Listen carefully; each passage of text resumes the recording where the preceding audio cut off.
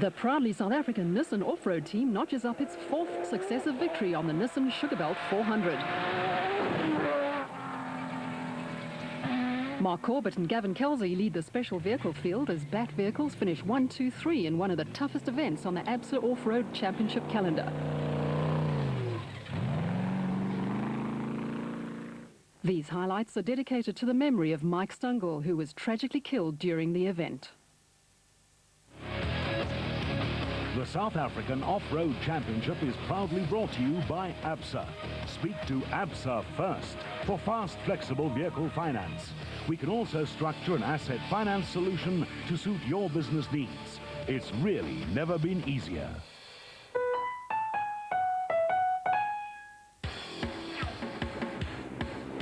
The Nissan Sugarbelt 400, round 2 of the ABSA Off-Road Championship, took place in the Eston area near Pietermaritzburg recently.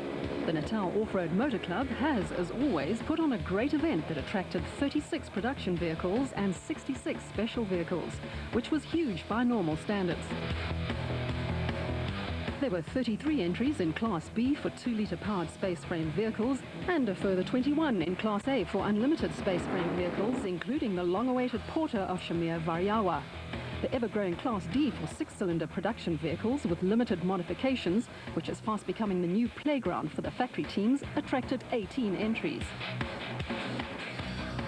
Conditions were hot and dry, and the tough 400-kilometre route, which comprises a south loop of 115 kilometres and a west loop of 85 kilometres, included tracks through cane fields, forestry sections and a river that had to be crossed 13 times.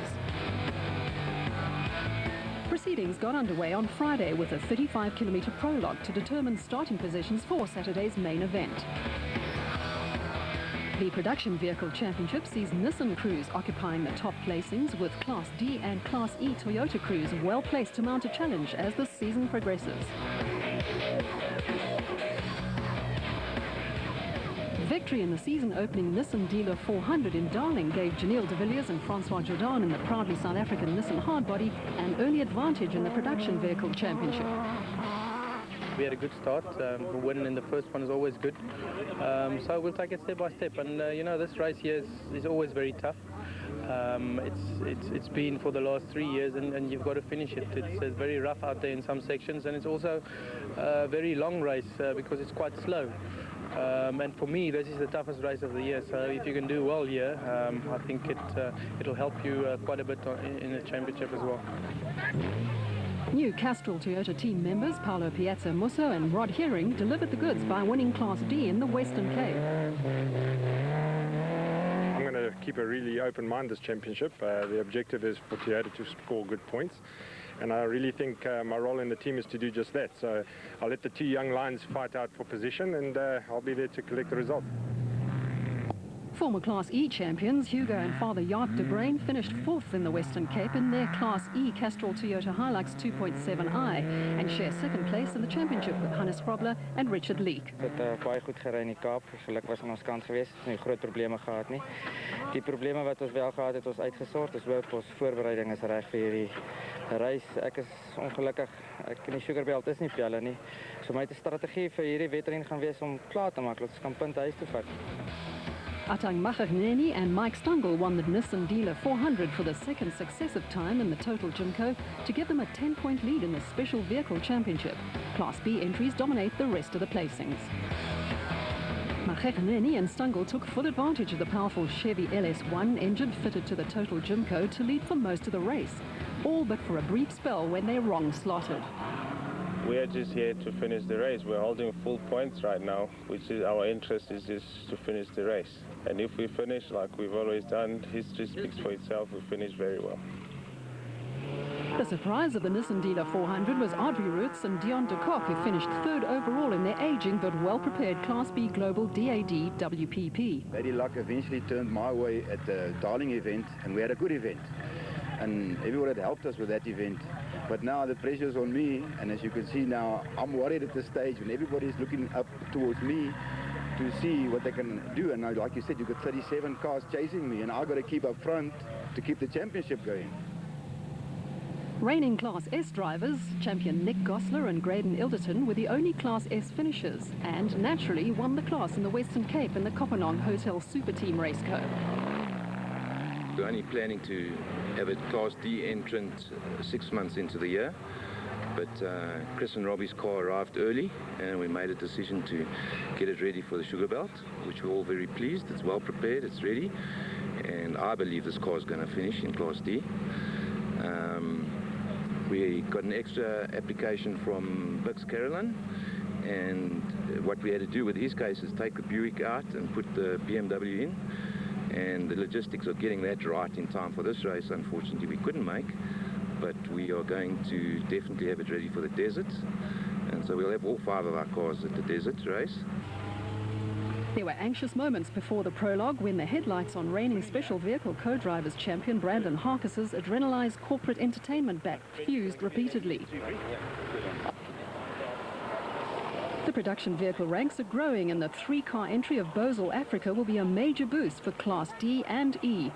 We decided on the Australian version, double cab Hilux with the V6 3.4 litre, which comes out standard overseas, which is allowed in our rules because it's a production car in the rest of the world. And hopefully it should do well. We're just going to try it for the first time at the Sugarbelt and see how it goes. The moment everyone had been waiting for finally arrived when Shamir Variawa's American-built oven-fresh biscuits porter was offloaded. The state-of-the-art vehicle had proven to be a rocket ship in testing, and much was expected from the former driver's champion who had not been in action for over 2 years. Yeah, we're quite confident on the car. It handles beautiful. It's unbelievable, basically. The only problem we have is we're running a slightly detuned motor for this type of event, but I think it will be fine. The rest of the things is just we'll go along and play it as it comes off. I think we'll do quite good in the time trials today. We wouldn't want to take off first because I've raced this race many times, and I know if you take off first, you're just wasting your time. So I think from 5 position downwards to 10, it's fine. Hopefully we'll do that today. Karting superstar Gavin Cronje missed out on his off-road racing debut when the Castrol Toyota Hilux 2.7i could not be completed in time for the first event. I think the mental preparation has been the big one for me that I've gone through. The team has done a good job to get us here, and we've done a bit of testing and see if we can get through this. That's our goal, is to get through this event so that we know what's to come for the desert race, which is next. Archie Rutherford swapped roles and moved from the co-driver's seat in Terence Marsh's Nashua Mobile Gymco to the driver's seat of his own Class S Devco Africa Raceco. It's a Raceco. It's got a 3-litre Nissan Motorsport motor in. We've got a bit of problems now. Obviously the power steering hose has burst before the time trial, so we're rushing back for that. But hopefully it'll go well. It's reliable. It's Frikkie Botha's old car, and we hope it does the job for us. Accurate navigation would play a key role on the Nissan Sugarbelt 400. On the navigation side, look, obviously it's very crucial that you pick up every point and you don't overshoot, and you call the corners very early, because the terrain is such that you're carrying such high speed through the type of terrain and in the forests, and there's times that with the shadows you don't see that well. So it's important to be exactly on the picture and to the meter, basically. So yeah, but our bike riding experience is going to be a big help. Janelle de Villiers and Francois Jordan won the prologue in 27 minutes 36 seconds at an average speed of 76 kilometers per hour. That was fast.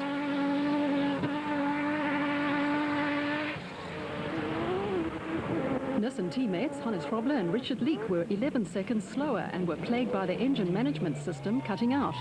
Fortunately, the problem was solved before the main event. Pietermaritzburg-based Neil Woolrich and Ken Scholthammer were the third fastest qualifiers in the Team Ford Racing Ranger, and along with Duncan Voss and Henny Testeger in the third Class T Nissan, would start 55 seconds behind the leading Nissan.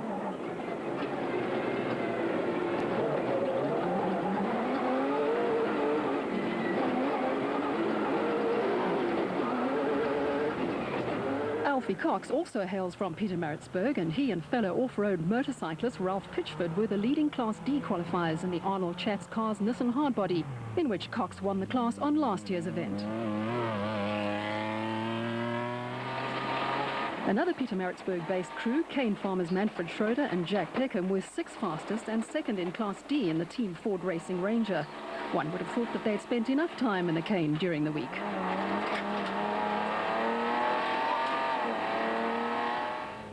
Reigning Class D champions Hein Hrobler and Gerard Prinsloo were 7th fastest in the GBS Racing Nissan Hardbody and were followed 3 seconds later by reigning Class E champions Mark Cronje and Chris Birkin in the Class D Castrol Toyota Hilux 2.7i, which is clearly at a disadvantage in the more powerful 6-cylinder powered vehicles. Henry Zamatin and Bodo Zwegler were 9th in the Mastercraft PlayStation Pajero and 39 seconds adrift of Cronje and 4 seconds faster than the first Class E qualifiers, Hein Mullman and Cecil Fincham in the 4x4 Mega World Toyota Hilux KZTE.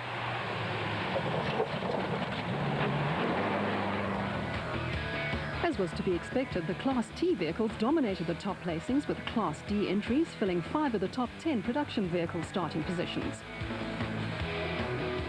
I went to a few doctors and to try and sort the problem out, but they said, you know, 2 races or 2 months before that I hurt my neck quite badly, a whiplash in the Carnival City race. We drove into a hole there.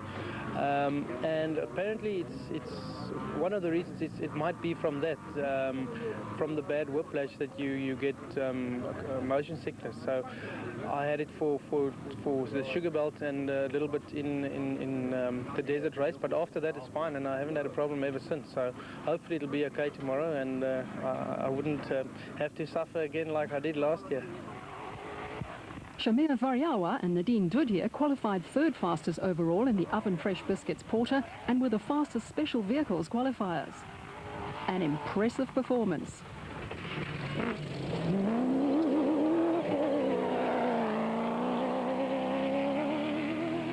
Despite being slowed by fuel pressure problems, Brandon Harkis and Achim Bergman were still able to claim 2nd spot in the Adrenalized Corporate Entertainment Bet, but had Toyota Dealer 400 winners Mark Corbett and Gavin Kelsey in the Century Property Development Bet only 13 seconds behind.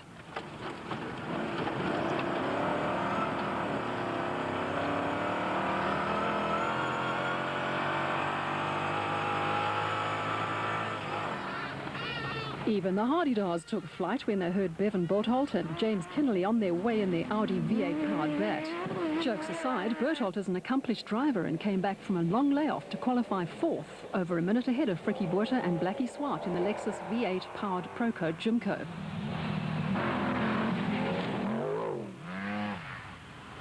Terence Marsh and Michael Whitehouse were next up in the Nashua Mobile Jimco, which is powered by a supercharged Mitsubishi V6 motor.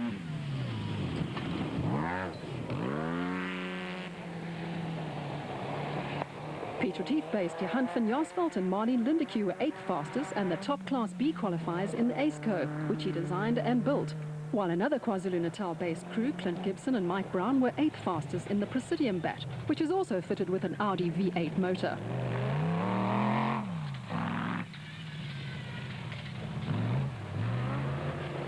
Another bat with Philip Vosloo and Evan Hutchinson on board qualified 9th fastest, giving the locally designed and built chassis 5 of the top 10 placings.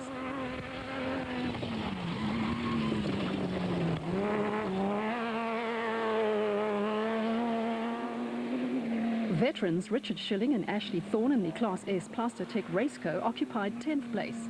The gap between 1st and 10th place was only 3 minutes. Rob Walk did some cane harvesting too.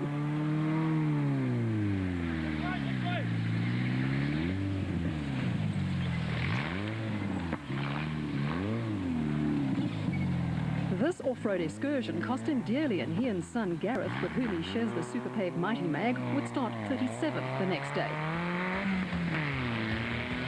Class A vehicles dominated, with only 1 Class S and 1 Class B vehicle making it into the top 10.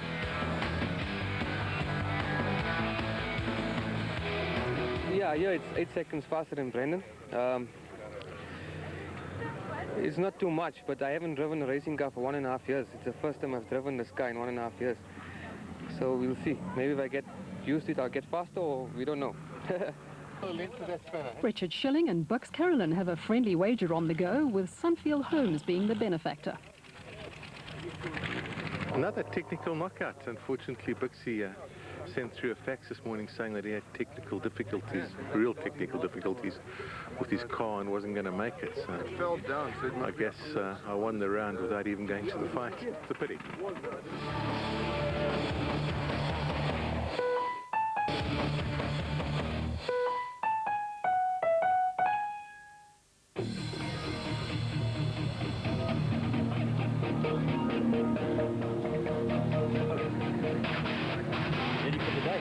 It's not a road that the farmer used, just through the felt.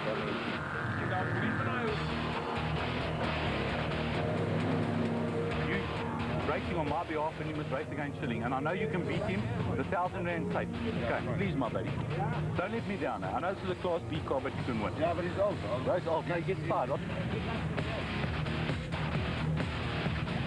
A wonderful way to celebrate your birthday, to be involved in the sport that you love and with a chance to win. I think it's a wonderful way to celebrate my birthday. Thank you for the party that you guys organized for me here. Brandon Harkes was licking his wounds after his prologue defeat. It's never nice to lose, but congratulations to Shamir. He did an unbelievable job to bring a brand new car first time out. Today can be a good race. It's actually nice that there's some new cars, new blood coming back to the sport, and it's really exciting. We've got 21 Class A cars, and the competition is really good. It makes us go one better, and we'll see. Today should be a good race. Dust was on everyone's minds. It's a beautiful day. There's not a cloud in the sky, but there's also no wind either, so the dust is really going to hang. It's dry here, and although we're only 40 seconds behind the leader, effectively when we start, I think we immediately will be a couple of minutes behind. So I think it's going to be a bit of a waiting game all day. We're going to have to unfortunately wait for the Nissan to have a problem, see what happens there. And just, I think, drive carefully. It's a hard race. I think it's going to be a good 6.5 hour race. The Nissan Sugarbelt 400 always attracts huge public interest, and this year was no exception. Talking about dust, De Villiers and Jordan were in the fortunate position of being first on the road, which would give them a major advantage over their rivals, including teammates Grobler and Leek, who won 10 of the last 13 events.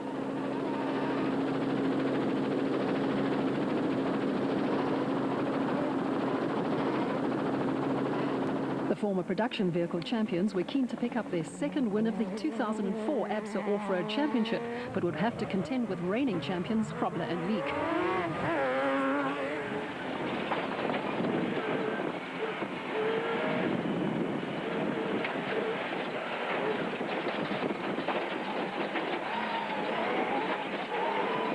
The veteran pair is a formidable combination, and even the dusty conditions would not dampen Grobler's determination to get into the lead and stay there.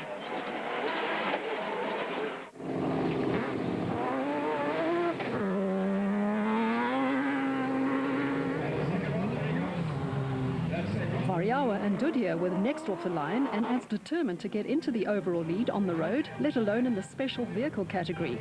Unlike the production vehicle crews, who are not fazed by being beaten by a special vehicle, because the championship is split into two separate categories, the special vehicle brigade is hell-bent on beating the Class T factory-entered Nissans and Fords at their own game.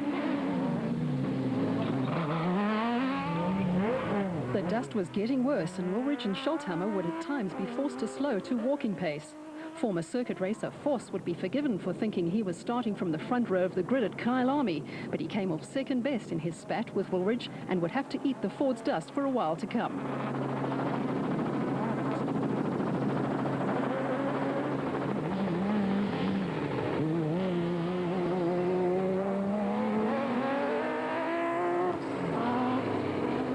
That was Corbett and Kelsey lurking in the dust.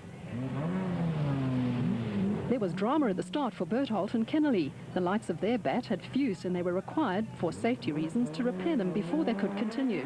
Berthold claims he was told to continue, but the organisers disputed this fact. Botha and Swart have what it takes to win, but mechanical problems have sidelined them more often than not, so they have yet to realise their true potential. The same applies to Marsh and Whitehouse in the Nashua Mobile Gymco. Botha and Swart had a 1-minute dust gap and a relatively dust-free run, but pity Marsh and Whitehouse, who were only 4 seconds behind the Procoat Gymco. Van Jaarsveld and Lindeque were a further 3 seconds behind in the Class B leading ACECO, while Nick Harper and Andrew Chalupsky in the Audi V8 powered bat were trying every move in the book to get by Henry Kirstein and Renier Juster in the Class B Atlas Copco bat.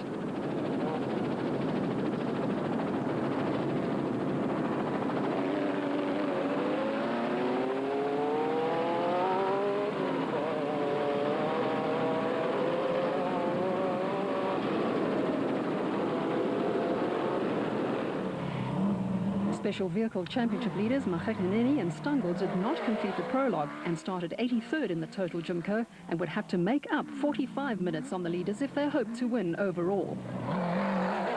The fuel pumps have packed up. We've had 3 of them pack up now, so we don't quite know what's going on. We flew some fuel pumps in last night. They arrived this morning at 6. We put them in. It's doing exactly the same thing. The fuel pressure just falls off. It's got voltage. It's got everything. So we're just not sure right now. And the odds of getting going? Probably pretty good, but the odds of doing well in the race are pretty slim. So we'll just have some fun today. De Villiers and Jordan were on a charge in the proudly South African Nissan hardbody and steadily increasing their lead. But interestingly, De Villiers was already starting to suffer from motion sickness.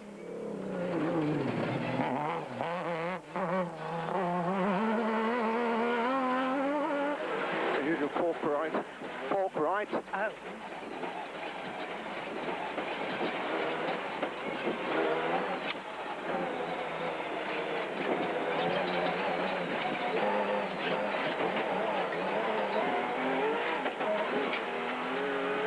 And then we've got a hump and straight over to the right.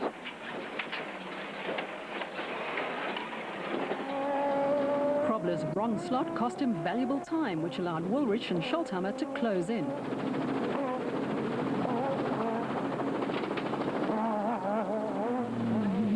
Changes to the setup of the Team Ford Racing Ranger appeared to have been successful, and the former champions were able to keep Vos and De Steger at bay. Cox and Pitchford were 5th overall and leading Class D in the Arnold Chatz Cars Nissan hardbody, which is now being prepared by Nissan Motorsport and has undergone some radical changes in the suspension and drivetrain department.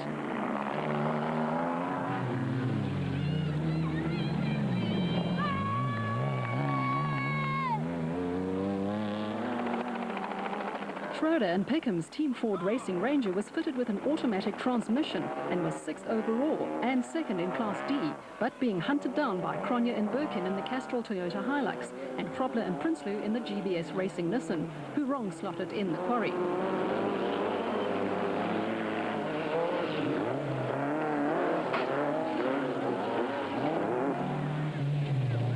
Cronje and Birkin were outgunned in the horsepower stakes, but the karting world champions' driving prowess came to the fore. Lichtenberg 200 winners Hein Mulman and Cecil Fincham blotted their copybook when they rolled out of contention in the Nissan Dealer 400, but redeemed themselves in KwaZulu-Natal by leading Class E and running in the top 10 ahead of Hugo and Jaap de Bruin in the Castrol Toyota Hilux.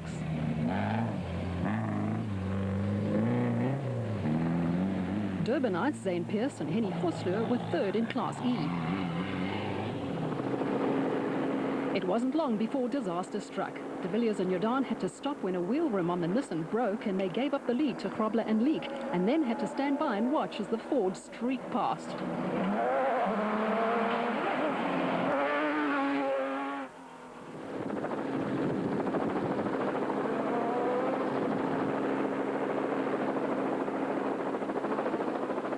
Has to be that way because the next instruction is through a fence.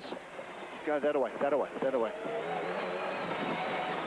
This wrong slot cost Krobler and Leek their well-earned lead.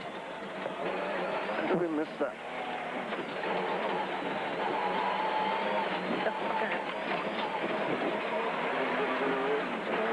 Caution ditch. The chase was on. De Villiers and Jordan gave up another position and were now 4th behind Vos and De Steger, who have yet to win a race overall.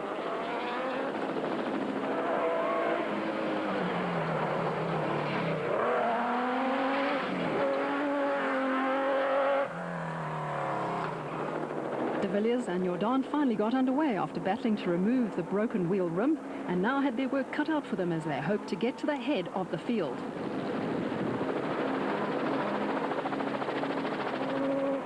De Villiers is no stranger to coming from behind and winning, so he wasn't too concerned about making up lost ground, provided the motion sickness didn't have too much of an effect on him. Class D championship leaders Piazza Musso and Herring had brake problems in the prologue and started 37th in the Castrol Toyota Hilux 2.7i.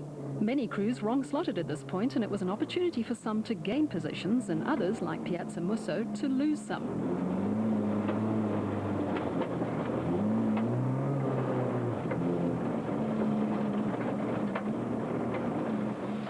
Mollman and Fincham had matters well under control in Class E, with the Hilux KZTE driven by Cassie Coetzee last year performing well.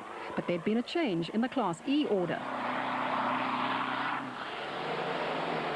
Pearson Vosloo are now second in Class E in the Castrol Toyota Hilux KZTE, with Jaap and Hugo de Bruin third in the Castrol Toyota Hilux, which was now a little worse for wear after colliding with Henry Zematin's Mastercraft PlayStation Pajero when they both wrong-slotted.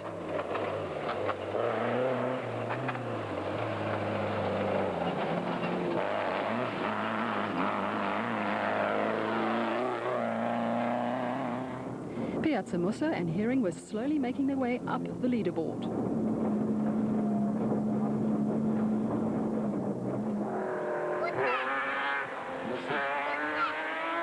Krobler and Leek were on a roll, and it opened up a 1-minute 7-second lead on their closest rivals.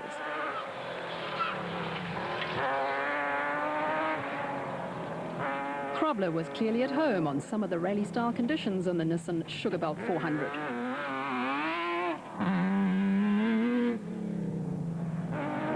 And Tersteeg had moved into second place after colliding with the Team Ford Racing Ranger, with Woolwich and Scholhammer coming off second best in the altercation.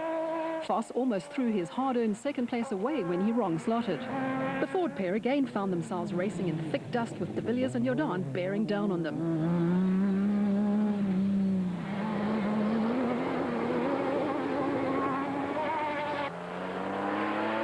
Cox and Pitchford were having a great time in the Class D leading Nissan hardbody. The changes made to the vehicle had obviously given it an edge over the rest of the Class D field, but behind them there had been a change in the order. Cronje and Birkin were now second in the Toyota, with Schroeder and Peckham third in the Team Ford Racing Ranger.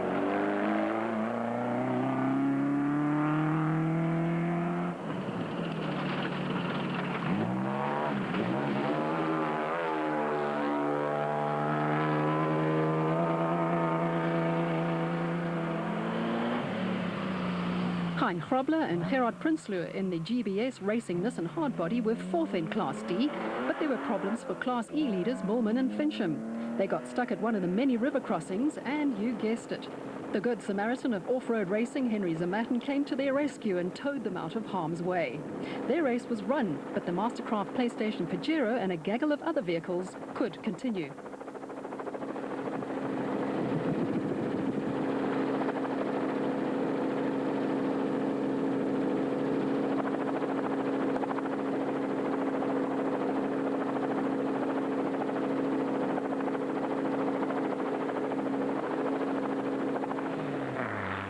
Hugo and Jaap de Bruin were the new Class E leaders in the battle-scarred Castrol Toyota Hilux 2.7i.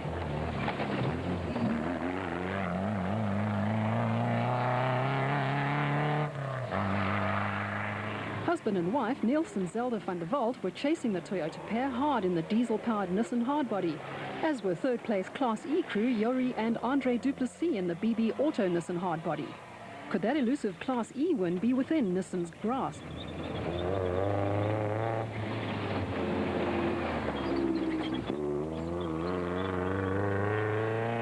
Andre Botha and Beans Heidenrich were the lone runners in Class F. The Kopenhagen Hotel Super Team Chevy was performing well after being plagued by overheating problems in previous events, which an engine swap solved.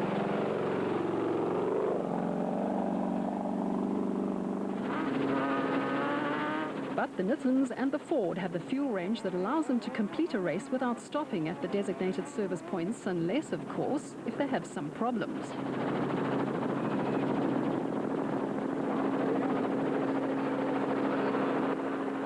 Nissan Sugarbelt 400 leaders Hannes Frobler and Richard Leek had no problems and continued on their merry way. Let it go. Well, we lost four-wheel drive halfway through the second loop, so we're battling a bit through the river section, but otherwise going very well. No problems. Frobler and Prinsloo were next into the pits. There's no problem in your pit area.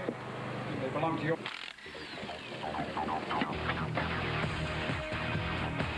50% of the race completed, and there were 5 Nissans, 2 Fords, 2 Toyotas and a Pajero in the top 10.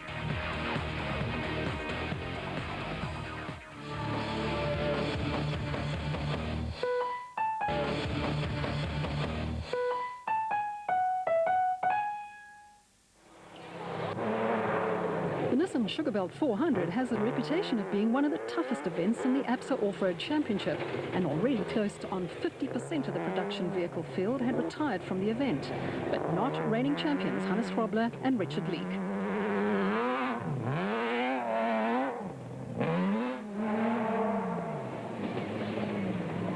Woolrich and Scholtheimer were just over 2 minutes behind the leading Nissan, but complained after the race that they could have closed in on the vehicle, but then the dust made it impossible for them to see and to safely overtake.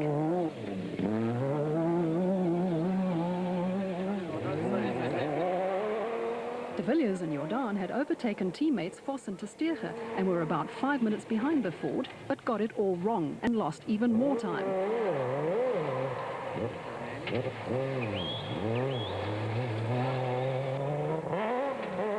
Conditions were treacherous, and it was easy for anyone to make such a simple mistake, especially at the speeds that the top crews are maintaining throughout a race. And the sandy conditions were not unlike those that crews can expect on the forthcoming Toyota 1000. Vos stopped to replace a flat wheel, while Cox and Pitchford soldiered on in 5th place in the Class D leading Arnold Schatz car's Nissan hardbody.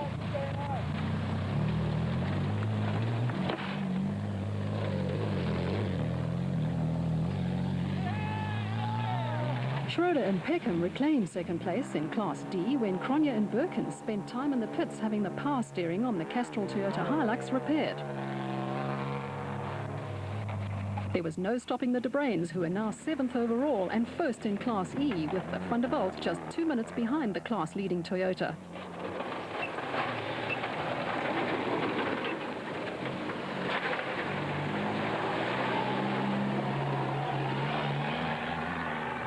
Castrol Toyota Hilux crew Cronje and Birkin were 2nd in Class D, with Zermatt and Zwegler 3rd in the Mastercraft PlayStation Pajero, which had lost power steering. The door had collapsed into the cockpit as a result of the collision with De Bruin, and Zermatt can only drive with one hand.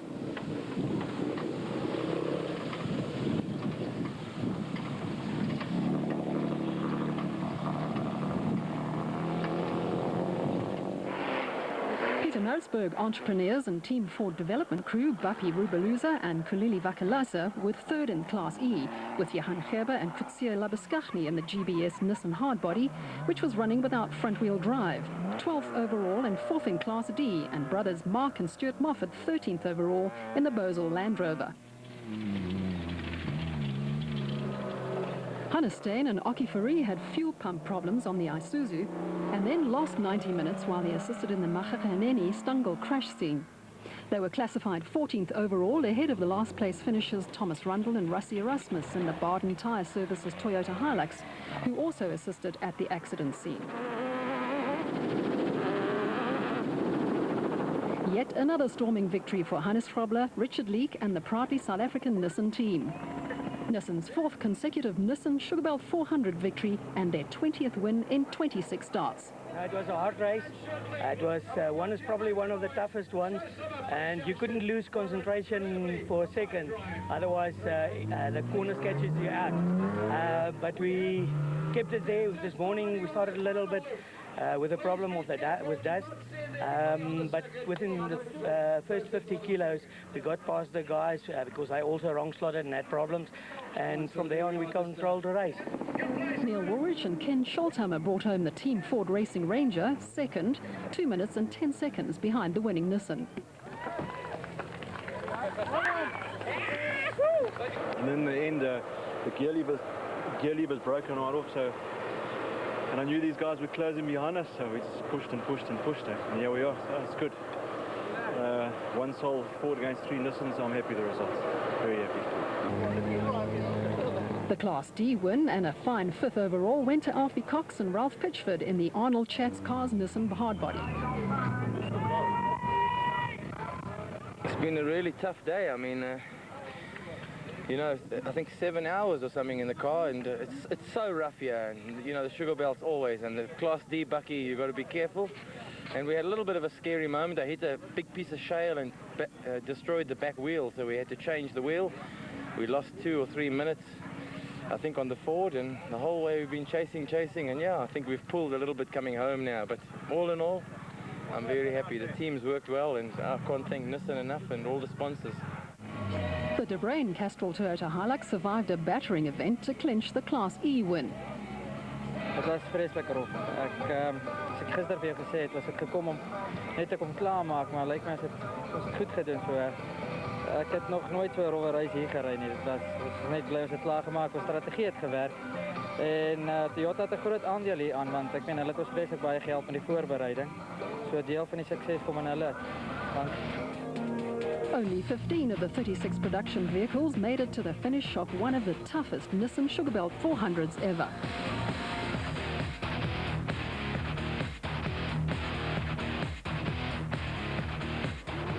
Shamia Variawa and Nadine Dudia led the special vehicles category in the Oven Fresh Biscuits Porter, but had Brandon Harkus and Achim Bergman, who were not fazed by the dust, hard on their heels in the adrenalized corporate entertainment bat.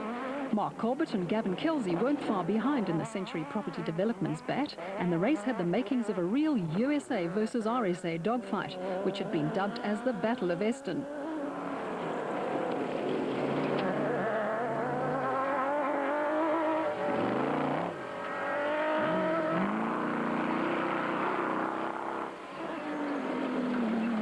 The order this early in the race had not changed much from the prologue results, and Berthold and Kennelly were still 4th, but were faced with an exclusion for not repairing the fused headlight at the start.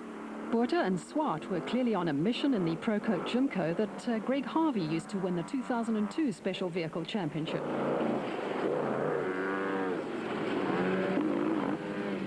Terence Marsh and Michael Whitehouse were also in contention in the Nashua Mobile Jimco and could just spring a surprise win, while Clint Gibson and Mike Brown in the Presidium bat desperately wanted to shed the bridesmaids' mantle that they have assumed and pulled off a maiden victory.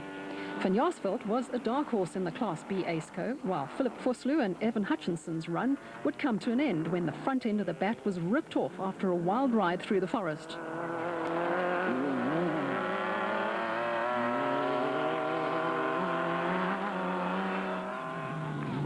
Harkus and Bergman were now the new leaders and starting to open up a large gap on the rest of the special vehicle field. Corbett and Kelsey were now second. But what about Variawa and Dudia? Berthold and Kennelly emerged like ghosts from the dust, and then came the Porter.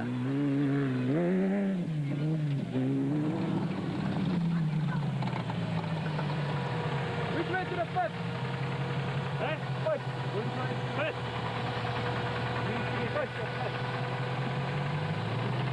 By a substation up top here.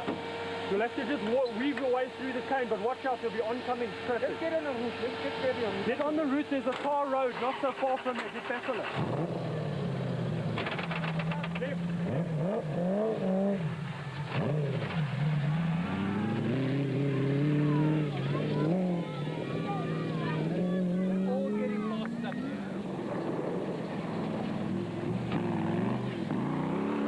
Porter and Swart were 5th, but their race would soon be run when the clutch failed on the Procoat Jimco.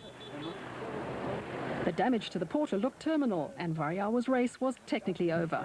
This morning we took off 30 seconds behind the Nissans.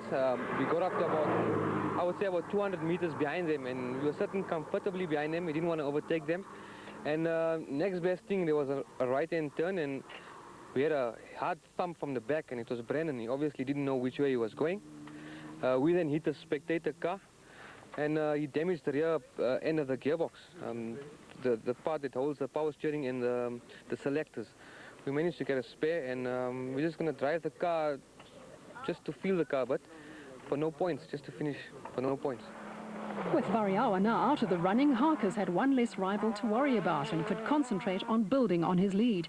Behind him, there had been a change in the order, with Marsh and Whitehouse second in the Nashua Mobile Gymco, followed by Class S leaders Shillingham Thorne in the Placertech Raceco and Gibson and Brown in the Presidium Bat. Corbett and Kelsey had picked up a puncture on the Century Property Developments Bat and were weighed down in 5th place.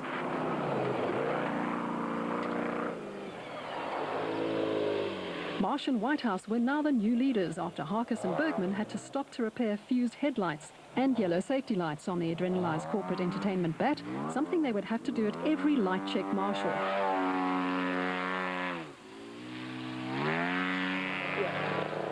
Johan van Jaarsveld and Marlene Lindeque had moved up to 2nd overall in the Class B leading Aceco, which had the measure of many of the fast Class A vehicles.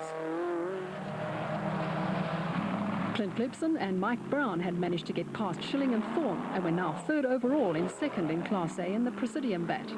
They couldn't afford to relax their pace because multiple former champions Shillingham Thorne were still within striking distance in the Nissan V6-powered Placertech Raceco.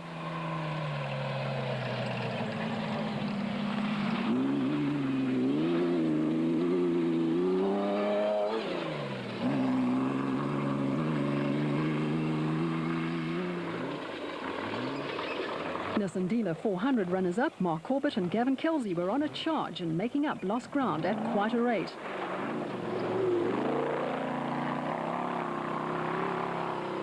Father Ernest Corbett and son-in-law Warwick Husson had grabbed 2nd spot in Class B and were 5th overall in the Century Property Developments Bat, with the overheating Atlas Copco bat of Henry Costain and Renier Euster 3rd in Class B and 6th overall.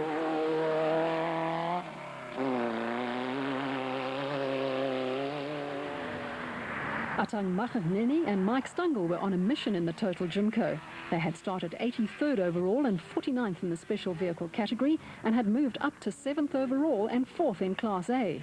But there was another change at the top of the leaderboard. A log had damaged an oil pipe on the Nashua Mobile Gymco, resulting in the diff oil being pumped out and Marsh and Whitehouse losing the lead to Clint Gibson and Mike Brown. The locally built bats were back in control of the Nissan Sugarbelt 400.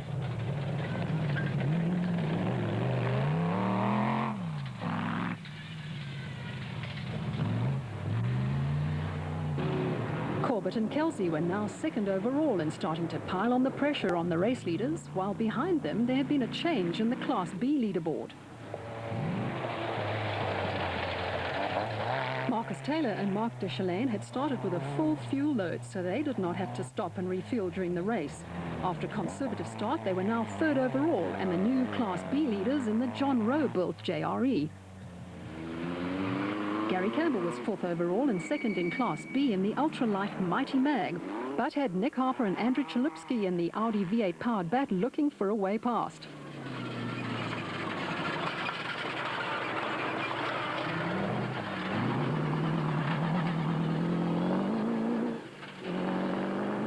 Van Jaarsveld and Lindeque had dropped from 2nd overall and lost the Class B lead and were now 6th, and had Ernest Corbett and Warwick Husson hot on their heels in the Class B Century Property Developments Bat.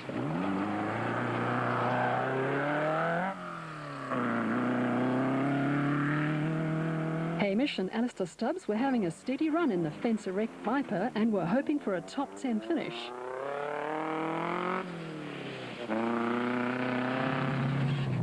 Harkis and Bergman were having a tough day in the Adrenalised Corporate Entertainment Bat. Is our yellow light working? I've got a new white light. Having a bad day, bro. Something keeps shorting out our yellow and white lights. Otherwise the car's a rocket, but no yellow white lights, so every 2nd or 3rd marshal point we have to stop and fix them. But otherwise the car's good, having fun, you know, it's really fast. It's fun to drive something this fast. Class B championship leaders Roots and de Kock were still in contention and looking for a top 10 finish, as were Machahaneni and Stungel in the Total Gymco.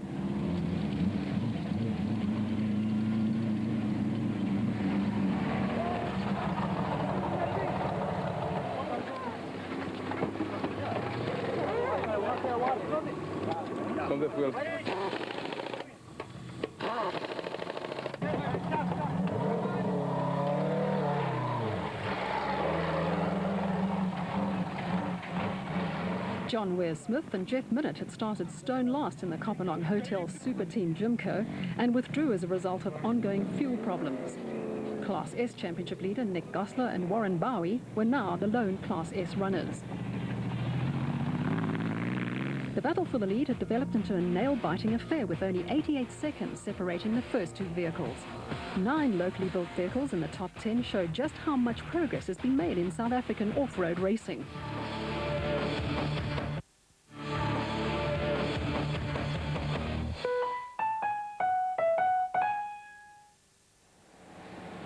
Mark Corbett and Gavin Kelsey were back in the lead in the Century Property Development's bat. A puncture early on in the race dropped them down the leaderboard, and it took them half the race to work their way to the front of the field. Gibson and Brown needed a strong finish to get their championship campaign off to a good start. Local farmer Marcus Taylor and Mark de Chalane were third overall and the Class B leaders, and would have to maintain this pace if they hope to keep Gary Campbell in the Class B Mighty Mag at bay.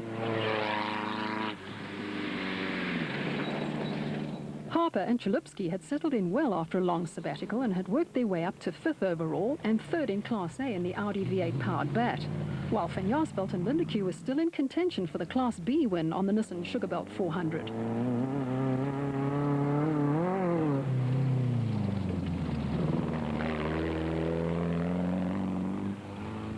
Corbett and Goosen had picked up 2 punches during the race, which dropped them down to 3rd in Class B.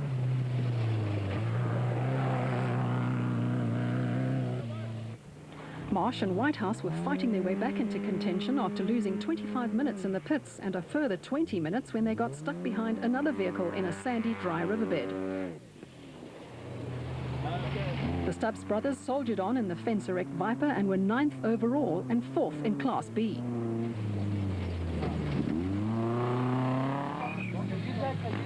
Nissan Sugarbelt 400 special vehicle leaders Mark Corbett and Gavin Kelsey paid a quick visit to the pits.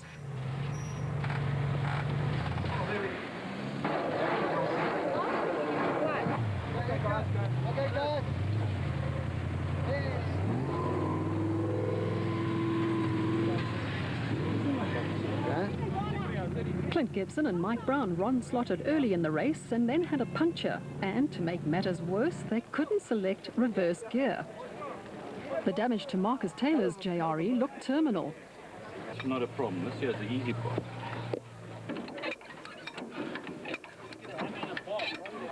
Are you prepared to take a chance? Well, the shot. What we do is we get a piece of wood, we put a piece of wood through here, and get it hooked with a bucket or something to reverse into the thing, and we try and push it. We try and bend it in place. It's the best. That's the only chance. Mark, just jack it up a bit there.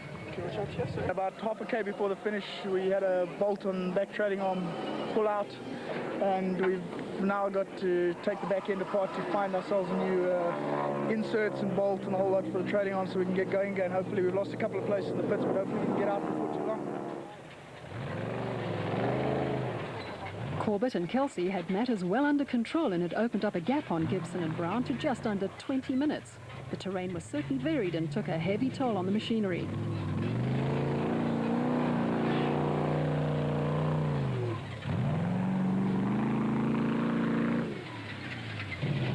The odds of Clint Gibson and Mike Brown closing the gap on the leading bat were rather slim.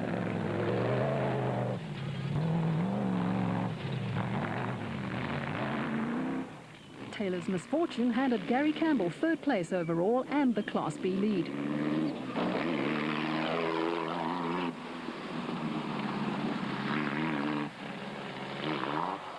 Harper and Chalupsky were now 4th overall and 3rd in Class A, while Van Jaarsveld and Lindeque were still in contention for the Class B lead and a podium finish. Ernest Corbett and Warwick Goosen's strong challenge would soon come to an end when the bat retired with mechanical problems.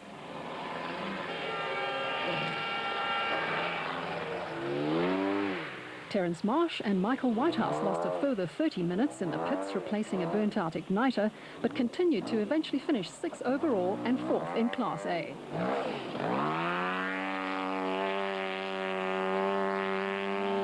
Marcus Taylor and Mark de Chalane managed to repair the damaged rear end on the JRE and went on to finish 7th overall and 3rd in Class B.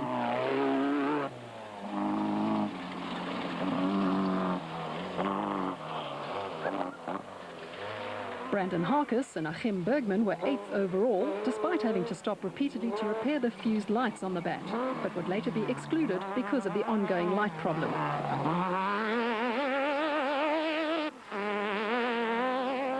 Atang Macheheneni and Mike Stungel rolled down a steep mountainside minutes after this point on the route. Stungel attempted to get out of the cockpit and it rolled further down the mountainside, trapping him under the vehicle. Sadly, Mike Stungel, who was a popular member of the off-road racing fraternity, died at the scene of the accident. He will be sadly missed.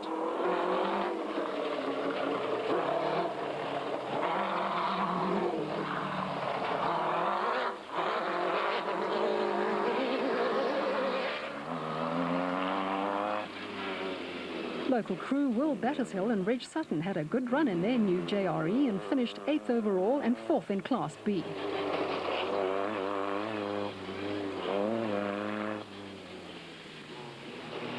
Audrey Roets and Dion de Kook managed to avoid being time-barred by seconds and were delighted to be classified 9th overall and 5th in Class B. Mark Corbett and Gavin Kelsey delivered the goods for the Century Property Developments team. It was really awesome. This morning we had a puncture and about 30 people passed us, so we had to work hard to get through all the dust. But Gavin did excellently and we managed to pull through. I mean,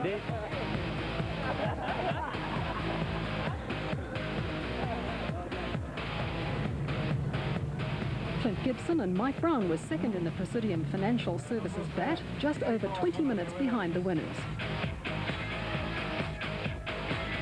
Track was awesome, marking was fantastic. One or two areas obviously that were a little bit concerning, but I mean 99%, you don't get much better.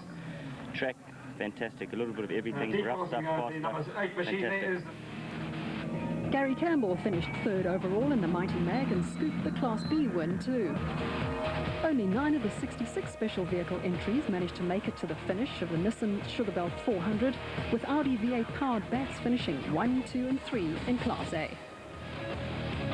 The South African Off-Road Championship was proudly brought to you by ABSA. Speak to ABSA first.